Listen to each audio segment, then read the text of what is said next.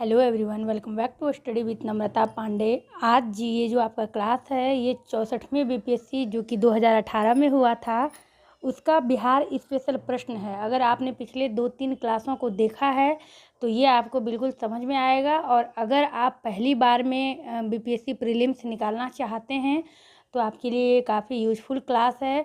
मैंने 66वें और 65वें बीपीएससी का बिहार स्पेशल यानी कि बिहार से जुड़े हुए, बिहार के इतिहास से, बिहार के भूगोल से और बिहार के जो भी करंट अफेयर्स हैं, बिहार की इकोनॉमिक्स से, ये सारी चीज़ों को मैंने बताया है। अभी बिहार स्पेशल चल रहा है। जैसे ही 60वीं बीपीएससी तक हम लोग बिहार स्पेशल कंप्लीट करेंगे फिर हम लोग 66वीं से लेकर 60वीं तक के गणित को देखेंगे, क्योंकि आपको हर सब्जेक्ट पर बराबर नज़र बनाए रखना है। गणित है या समान विज्ञान है या फिर भारत का भूगोल है, भारत का इतिहास है, बिहार का भूगोल, बिहार का इतिहास, बिहार का करंट अफेयर्स, राष्ट्रीय अंतर्राष्ट्रीय घटनाएं, इन सभी चीज़ों पर आपको समान दृष्टि बनाए रखना है। क्योंकि जिस तरह बूंद बूंद से घड़ा भरती है उसी तरह एक एक नंबर से ही आप प्रीलिम्स पास कर सकते हैं। तो किसी भी चीज़ को आप स्किप नहीं कर सकते हैं कि इसको मैं यहाँ से पूरी तरह से 30 नंबर छोड़ दूंगा या 10 नंबर छोड़ दूंगा या छोड़ दूंगी। तो ये जो आपका कंटेंट है मुझे नहीं लगता कि आपको इस तरह से कहीं आपको मिलने वाला है, क्योंकि मैं ये बिल्कुल इतना मेहनत करती हूँ आप लोगों के लिए। बिहार स्पेशल सारे क्वेश्चंस को एक क्लास में मैं आपको उपलब्ध कराता हूँ, जिससे आपका कॉन्सेप्ट क्लियर होगा कि बिहार से किस तरह के प्रश्न पूछे जाते हैं। उम्मीद करती हूँ जो इस क्लास को देख रहे हैं वो पिछले 2 क्लास को देख लिए होंगे, तब फिर इस क्लास को समझने में आनंद आएगा। तो एक बार मैंने जो देखा 66वें बीपीएससी में 30 प्रश्नों को देखा जो पूछा गया था। उसके बाद फिर 65वें में देखा, उसमें भी 19-20 प्रश्नों को देखा। अब 64वीं देखेंगे और 64वें बीपीएससी में बिहार स्पेशल से 35 प्रश्न पूछे गए हैं। अब समझते हैं वो प्रश्न किस प्रकार के हैं। तो पहला जिस तरह से आपको प्रश्न दिख रहा है स्क्रीन पर, एक भारतीय राज्य के रूप में बिहार कब बना? इसका आंसर तो मार्च 2022 ईस्वी है। और ये अभी तक जो हम लोगों ने 65वीं, 64वीं और 66वीं बीपीएससी का देखा बिहार स्पेशल, तीनों में ये प्रश्न पूछा गया है। तो आप समझ सकते हैं ये प्रश्न कितना महत्वपूर्ण है। तो इस पर मेरा एक क्लास आने वाला है टोटल बिहार स्पेशल पर, यानी कि ये जो बिहार कब बना, इसकी स्थापना कब हुई, ये उड़ीसा प्रांत से कब अलग हुआ, ये बंगाल से कब अलग हुआ, ये अलग राज्य के रूप में इसको दर्जा कब मिला, इन सारी चीज़ों को एक क्लास में कंप्लीट करेंगे। तो इसको आपने समझ लिया है। 1912 ईस्वी में, माफ़ कीजिएगा, तो ये 1912 था, इसको आप करेक्ट कर लीजिएगा। तो इसको समझना क्या है कि 1912 ईस्वी में बंगाल प्रेसिडेंसी से बिहार अलग हुआ, लेकिन उसके साथ उड़ीसा प्रांत शामिल था। फिर जो 1935 में भारत सरकार अधिनियम बना, तो फिर 1936 में ये उड़ीसा से अलग हुआ। इस तरह करके फिर 2000 में 15 नवंबर 2000 को ये झारखंड से अलग हुआ। तो इस पर हम लोग डिटेल एक क्लास देखेंगे। आगे बढ़ेंगे। अगला प्रश्न है आपका, बिहार का कौन सा हिस्सा भूतात्विक दृष्टि से अपेक्षाकृत पुराना है? तो ये देखेंगे, ये जो बिहार का कौन सा हिस्सा भूतात्विक दृष्टि से अपेक्षाकृत पुराना है। मैंने तो यहाँ रोहतास पठार लिखा है, लेकिन ऑप्शन में आपका था उत्तर पश्चिमी पहाड़ियाँ, खड़गपुर पहाड़ियाँ, उत्तर गंगा मैदान, रोहतास पठार और इनमें से कोई नहीं। तो आपको ये जो मैंने रोहतास पठार दिया है, इसमें आपको क्या समझना है कि जो आपका भारत है, भारत जो आपका बिहार है, बिहार को 3 प्राकृतिक भागों में बांटा गया है। प्राकृतिक यानी जो प्रकृति से ही निर्माण हुआ है उस चीज़ों का। तो 3 प्राकृतिक भागों में बांटा गया है। ये बिहार का जो उत्तर भाग है इसको पर्वतीय या फिर आप इसको तराई कह सकते हैं। मध्य का जो भाग है बिहार का, इसको आप मैदानी भाग कह सकते हैं। और ये जो दक्षिणी भाग है इसको आप कह सकते हैं दक्षिण का पहाड़ी किनारा। पहाड़, पर्वत, पठार यहाँ से मिलता है। तो आप समझते होंगे या आपने पढ़ा है इतिहास में, आदि मानव भी पहले पहाड़ों में ही रहते थे, गुफाओं में ही रहते थे। सबसे पुराना आपका ये पहाड़ पठार वाला क्षेत्र हो गया, यानी दक्षिणी पठार का भाग हो गया, जो कि कैमूर की पहाड़ी में ये है। कैमूर का जो इसको आप कह सकते हैं अपशिष्ट है। तो कैमूर किधर है? तो बिल्कुल नीचे से स्टार्ट होता है बिहार का क्षेत्र। मैं मानचित्र समझाऊंगी तो और भी ज़्यादा आपको समझ में आ जाएगा। तो ये सबसे पुराना जो भाग है, यह बिहार का कौन सा हिस्सा भूतात्विक दृष्टि से अपेक्षाकृत पुराना है, तो ये आपका रोहतास पठार हो जाएगा। इसमें आपके कई तरह के क्वेश्चंस बन सकते हैं कि बिहार का जो उत्तरी भाग है वो किस तरह से बांटा गया है, वह या फिर वो किस लिए प्रसिद्ध है। तो पर्वतीय एवं तराई भाग के लिए, मध्य में विशाल मैदान के लिए। तो इन सब चीज़ों को हम लोग आगे समझेंगे, बढ़ेंगे आगे। जुलाई 2018 तक पटना ज़िला बिहार के कितने ज़िलों से सीमाबद्ध है, यानी कितने ज़िलों से वो मिलता है पटना ज़िला। तो पटना ज़िला के अंतर्गत जिस तरह आप जानते हैं कैमूर आपका आया, आपका रोहतास आया, आपका बक्सर आया, भोजपुर आया, नालंदा आया। तो ये सब जो है इसमें से कोई भी पटना ज़िला के अंतर्गत आने वाले ज़िले से कौन कौन सा ऐसा ज़िला है जो कि इसकी सीमा से सटा हुआ है। तो आपको याद रखना है 9 ज़िला हैं, जिसमें कि आपका आरा हुआ, अरवल हुआ, जहानाबाद, नालंदा, सारण, लखीसराय, बेगूसराय, समस्तीपुर और वैशाली। इसमें आपको ये दिमाग में नहीं लगाना है कि लखीसराय, बेगूसराय, मुंगेर प्रमंडल जिले में आता है। यहाँ ये नहीं पूछा जा रहा है कि पटना के ज़िले में क्या आता है, ये पूछा जा रहा है कि पटना ज़िला बिहार के कितने ज़िलों से सीमाबद्ध है, कितने ज़िलों से सटा हुआ है। प्रश्न को भी समझिएगा तभी आपका उत्तर सही हो पाएगा। आगे बढ़ेंगे। बिहार का अधिकांश क्षेत्र किससे आच्छादित है, तो ये कछारी मिट्टी से आच्छादित है। इस सब पे हम लोग एकदम बिल्कुल डिटेल में समझेंगे, क्योंकि इसमें अभी हमको 35 प्रश्न देखने हैं, और अगर इस 35 प्रश्न को इस तरह डिटेल में समझेंगे तो बहुत बड़ा आपका क्लास हो जाएगा। इसीलिए इसको स्पेशल में समझेंगे कि ये क्या है। यानी कि बिहार का जो मध्यवर्ती विशाल मैदान है वो किसके अंतर्गत आता है, गंगा नदी और उसकी सहायक नदियों के अफवाह वाले क्षेत्र में ये है, तो वहाँ से ये कछारी मिट्टी का निक्षेपण होता है, इसीलिए ये अधिकतर कछारी मिट्टी से ही आच्छादित है। आपका अगला प्रश्न है 2011 की जनगणना के अनुसार निम्नतर साक्षरता दर की दृष्टि से बिहार का स्थान क्या है। तो 2011 की जो जनगणना आप देख रहे हैं ये इतना महत्वपूर्ण है कि अभी भी जो आप 68वें प्रीलिम्स दीजिएगा इसके पीटी में भी आपको 2011 की ही जनगणना पूछी जाएगी 67वें पीटी में, क्योंकि अभी तक इसी जनगणना का अपडेट जारी है। 2021 में जनगणना होना था लेकिन अभी तक नहीं हुआ है। तो आपको 2011 की जनगणना से तो जनगणना चैप्टर और मानव जनसंख्या अगर आप पढ़ लेते हैं तो 5 से 6 नंबर आप अपने पास कर लेते हैं। तो इसी को आपको पढ़ना है। तो ये बिहार का निम्नतर दर जो है ये बिहार में है। और अब भारत की साक्षरता दर जैसे आप जानते हैं 70.04 है।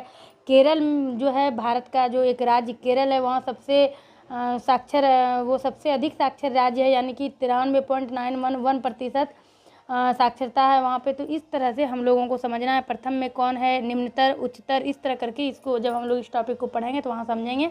आगे बढ़ेंगे। भारत के राज्यों में जूट उत्पादन की दृष्टि से बिहार का स्थान क्या है। तो जूट उत्पादन जो है पश्चिम बंगाल में होता है। पहला स्थान आपका पश्चिम बंगाल का हो गया, भारत का द्वितीय स्थान है। इसके बाद हमें 3-4 और याद रख लेना है, जैसे कि तीसरे पर असम आ गया, फिर उड़ीसा आ गया, उत्तर प्रदेश आ गया, त्रिपुरा आ गया, फिर मेघालय आ गया। तो ये सब मैं आपको नोट डाउन करवाते हुए चलूँगी। आप लोग अगर चैनल पर कोई भी नए हैं चैनल सब्सक्राइब करिए, वीडियो पसंद आए लाइक करिए, लगातार निरंतर इस चैनल पर बने रहिए। 10 क्लास करते करते आपको समझ में आ जाएगा कि आपने कितना कुछ इसमें सीखा है। प्रश्न नंबर 7 देखेंगे। बिहार में किस प्रकार के उद्योगों की प्रत्याशा एवं संभावनाएं हैं। तो सबसे महत्वपूर्ण है आपका कृषि आधारित उद्योग, जो कि आप लोग जानते हैं। फिर से देखेंगे।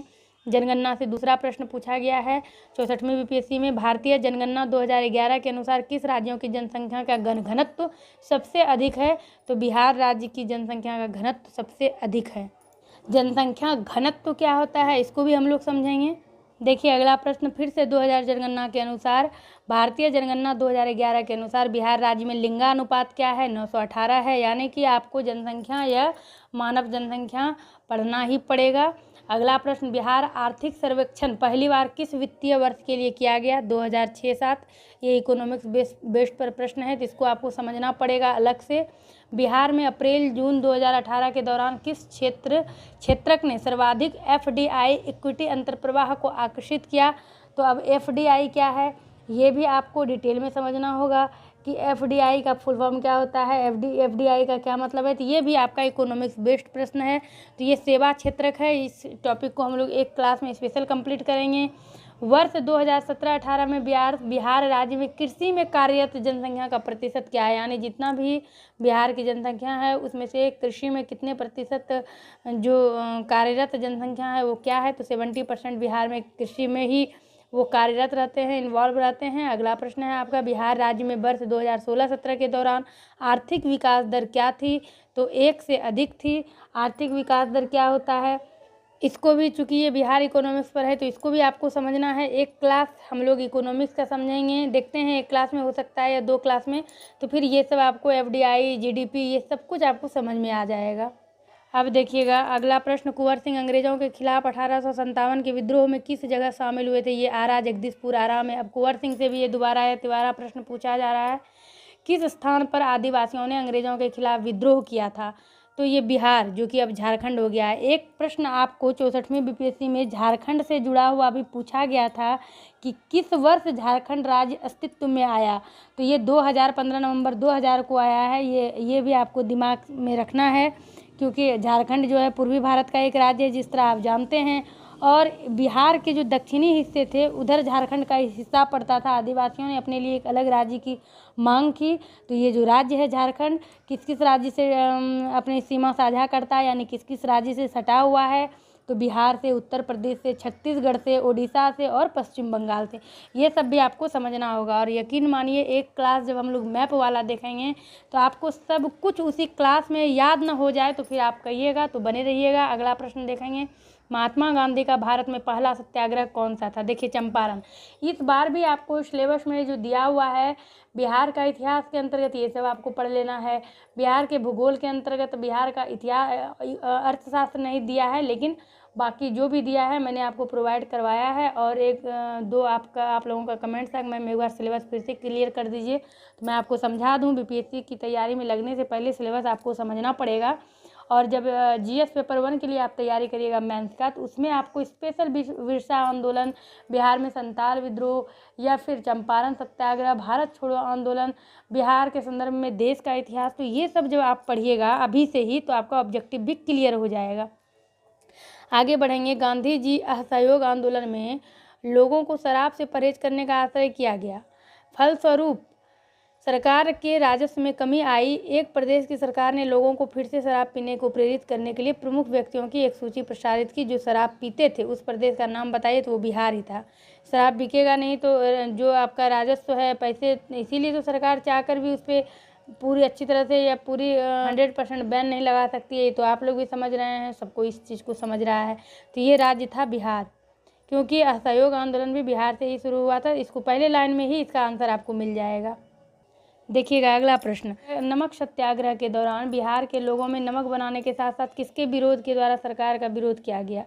किस कर के विरोध के द्वारा? ये चौकीदारी का कर था। ये जब आपने स्टेट की तैयारी मेरे साथ की थी तो इस पर डिटेल से आपने इसको समझा था। और देखिए जब एग्जामिनर जो होते हैं वो जब क्वेश्चन सेट करने लगते हैं, उनको लगता है चंपारण सत्याग्रह से मैंने प्रश्न किया, चलो एक बार नमक सत्याग्रह डाल देते हैं। चल इस तरह से मतलब उनका माइंड क्यों क्वेश्चन सेट करते समय क्या होता है, बस ध्यान आपको ये रखना है कि हमें क्या और किस तरह से पढ़ना है। अगला प्रश्न है, फरवरी 1938 में बिहार की चुनी हुई सरकार ने किस कारणवश इस्तीफा दिया था?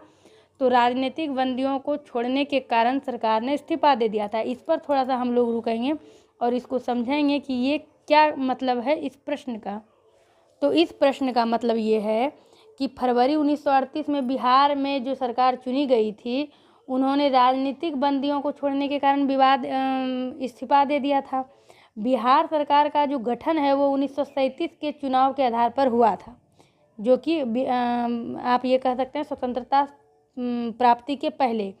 और वहाँ क्या था, जब 1937 में जैसे बिहार सरकार का गठन हुआ था तो वहाँ पहले प्रधानमंत्री के समय मुख्यमंत्री को प्रधानमंत्री कहा जाता था। ये भी एक महत्वपूर्ण पॉइंट है, इसको याद रखिएगा। और वो मोहम्मद यूनुस खान थे। कांग्रेस की ओर से बाद में सच्चिदानंद सिन्हा के नेतृत्व में सरकार का गठन हुआ था, जिसने राजनीतिक बंदियों के विवाद पर इस्तीफा दे दिया था। अब देखिए इस प्रश्न को भी दोबारा पूछा गया है, इस तरह के प्रश्न को, मिलते जुलते टॉपिक को, तो ये महत्वपूर्ण है, इसको ध्यान रखिएगा। अगला प्रश्न है आपका, बिहार किसान सभा से कौन जुड़ा था? ये स्वामी सहजानंद। ये भी दोबारा या तिबारा आप देख रहे हैं। अगला प्रश्न है आपका, किस योजना के तहत मुख्यमंत्री नीतीश कुमार ने 6 फरवरी 2018 को बेगूसराय और खगड़िया जनपदों में कुल 750 से अधिक विकास योजनाओं का शुभ आरंभ किया था? तो ये विकास समीक्षा यात्रा थी। इस योजना के अंतर्गत नीतीश कुमार ने बेगूसराय और खगड़िया के जनपदों में कुल 750 से अधिक विकास योजनाओं का शुभारंभ किया था। अब इससे भी प्रश्न तोड़ तोड़ कर निकाल सकते हैं, किस राज्य के मुख्यमंत्री ने किया था, या फिर किस जिले में किया था, किस ईस्वी में किया था। तो आपको प्रश्न उत्तर तो समझना ही है, उत्तर के साथ साथ आपको प्रश्न को 2 से 3 बार पढ़ना है या सुनना है कि किस किस तरह से प्रश्न को सजाया जाता है। आगे बढ़ेंगे, अगला प्रश्न है आपका, 16 मार्च 2018 को उप मुख्यमंत्री सुशील कुमार मोदी ने बिहार के किस नगर में राज्य के प्रथम स्टार्टअप हब का उद्घाटन किया था? तो ये राज्य था आपका पटना। स्टार्टअप हब के बारे में आप लोग जानते होंगे, युवाओं के तकनीकी व्यापार की दिशा को आगे बढ़ाने के उद्देश्य से ये स्टार्टअप हब बनाया गया था, जिससे कि देश में स्टार्टअप हब का निर्माण स्टार्टअप इंडिया की पहल से ये प्रेरित था। इसके बारे में आप लोग जानते होंगे। अगला प्रश्न है, बिहार की मुख्यमंत्री कन्या उत्थान योजना के संबंध में कौन सा कथन असत्य है?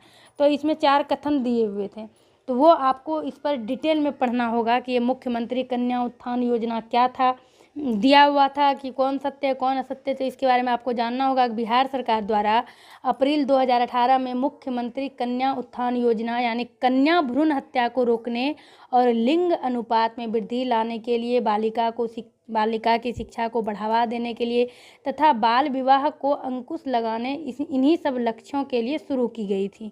और इस योजना का संचालन राज्य के शिक्षा, स्वास्थ्य, समाज कल्याण विभाग द्वारा किया जा रहा है। और इस योजना के तहत कन्या शिशु के जन्म पर 2000 देने का प्रावधान है और जन्म से लेकर स्नातक तक की शिक्षा हासिल करने तक कन्या को कुल 54,100 देने का प्रावधान है।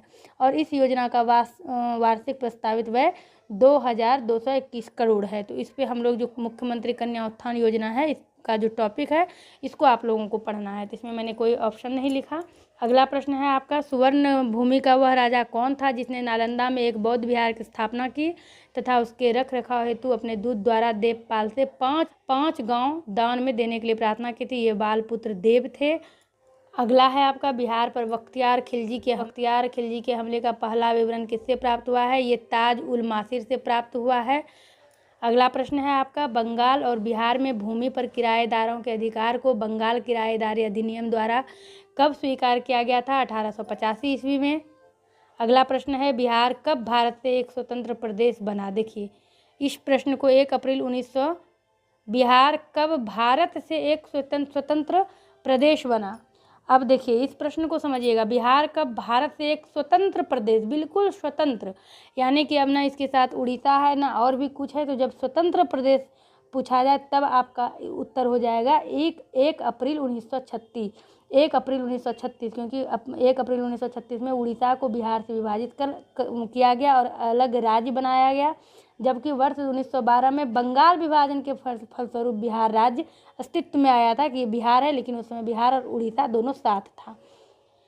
अगला प्रश्न देखेंगे, चंपारण में गांधी जी को किसने आमंत्रित किया था? राजकुमार शुक्ल ने। इसको तो आपको कई बार समझना और पढ़ना है।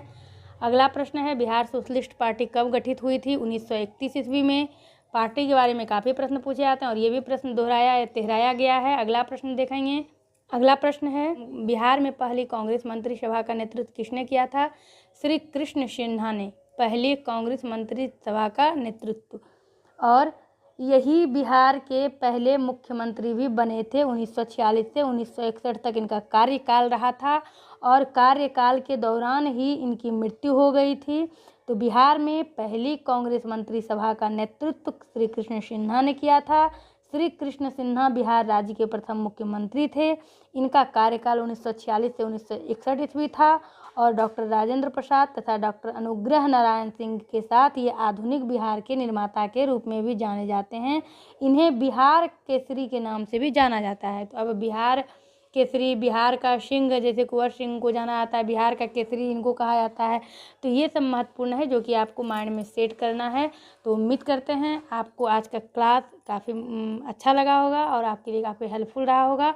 जितने भी प्रश्न आपने बिहार स्पेशल से देखे इसको 2 बार 3 बार सुनिए, समझिए, हो सके तो स्क्रीनशॉट लेकर खुद से अपने हाथ से लिखिए, क्योंकि लिखने का भी प्रैक्टिस आपका जारी रहना चाहिए। मेंस जब होगा आपका तो उसमें आपको लिखना ही लिखना है 900 नंबर का, तो लिखने का भी प्रयास करिए और एक जगह संकलित करिए किस तरह बिहार से प्रश्न पूछे गए हैं। उसके बाद आगे की तैयारी में मन लगेगा और यही जिसको रूट कहते हैं, जड़, यही है बीपीएससी का जड़। सबसे पहले आपको यही समझना होगा, इसके अलावा आपके पास कोई ऑप्शन नहीं है।